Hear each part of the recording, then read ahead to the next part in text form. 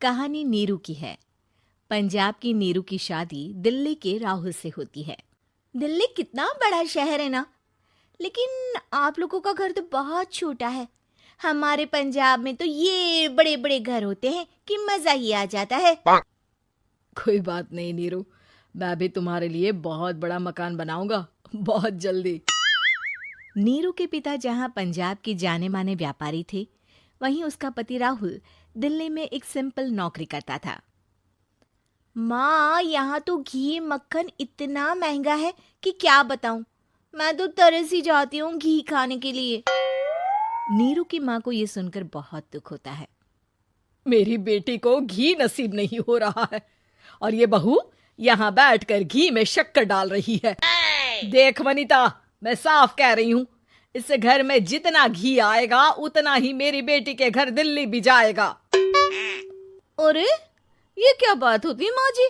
बेटी का उतना ही करो जो अच्छा लगे। अब क्या मायके से घी और मक्खन तक की सप्लाई करोगी आप? हाँ, मेरी बेटी किसी चीज को तरसे मुझसे बर्दाश्त नहीं होता। अब क्या था, नीरू के मायके में 2 किलो घी आता तो 2 किलो दिल्ली जाता नीरू के पास। एक दिन, माँ बड़ी गर्मी पड़ती है दिल्ली में। इस घर में तो एक ही एसी है और वो भी ड्राइंग रूम में। सारा परिवार एक ही कमरे में सोता है। हाँ बेटा, वो तो हर घर की कहानी है। यहाँ भी एक ही एसी है।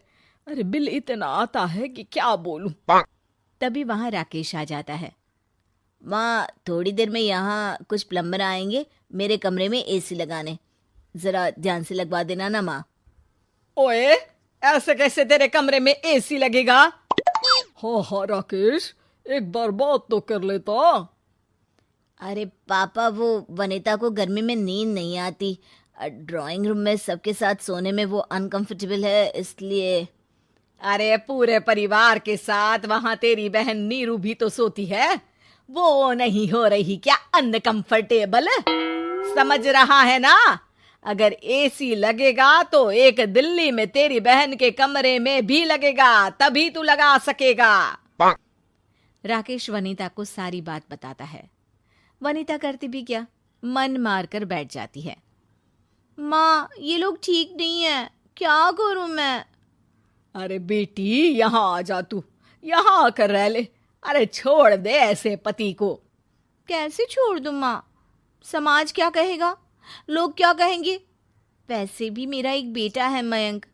अरे हटा बेटा, तेरी उम्र ही क्या है? इतनी परेशान रहेगी तो काम कैसे चलेगा?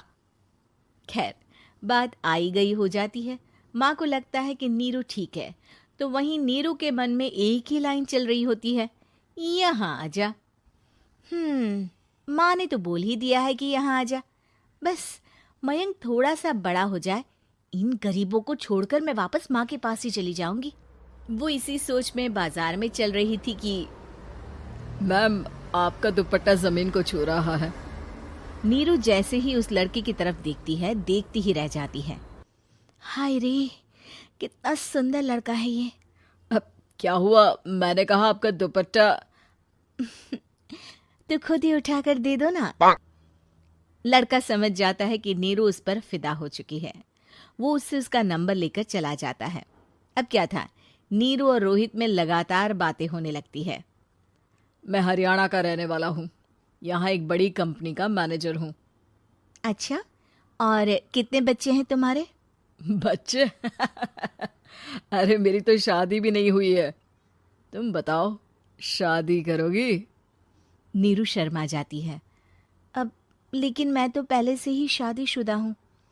मुझे फर्क नहीं पड़ता, बस तुम शादी कर लो। भाग चलते हैं, बहुत पैसे वाला हूं मैं, हमेशा खुश रखूंगा तुम्हें।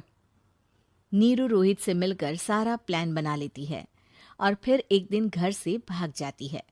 दोनों शादी कर लेते हैं। शादी के बाद, क्या बात है नीरू, तुम्हें परेशान सा देखता हूँ, सब ठीक तो है ना? हाँ हाँ, सब ठीक है।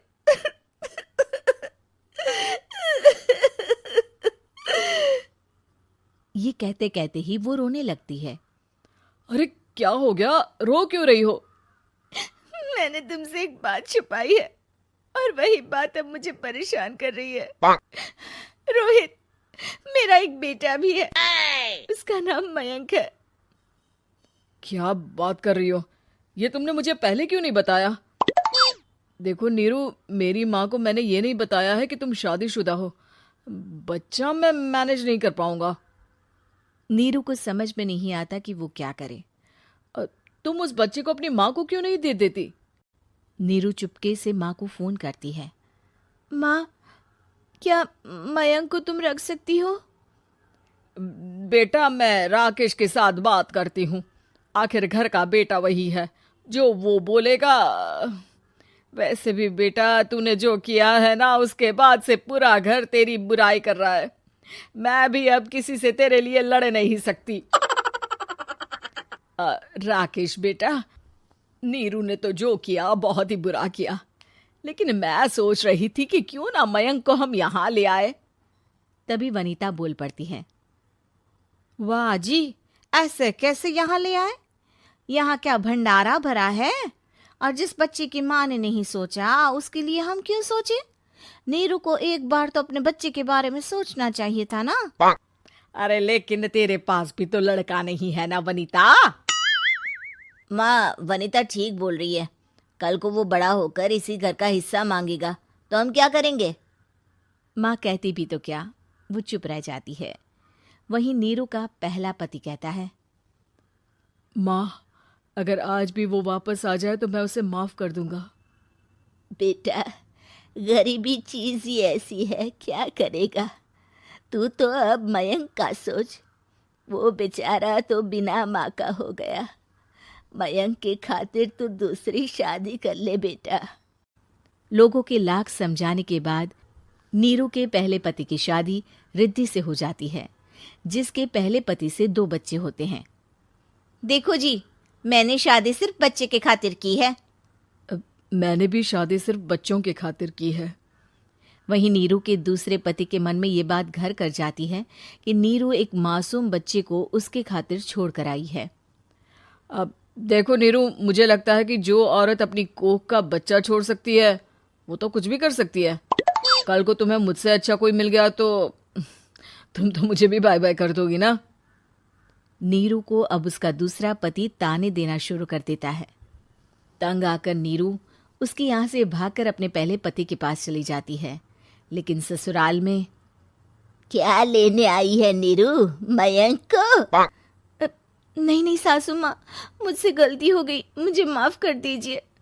नीरू, अब वक्त खत्म हो गया है, मेरी शादी हो चुकी है। तो छोड़ दो ना उसे, हमारा बच्चा है। मैं आपको अपनी माँ नहीं मानता। मेरी नहीं मान तो बात अच्छी है। नीरू मयंक की बात सुनकर समझ जाती है कि उसके पास अब न आसमान रहा ना ही जमीन।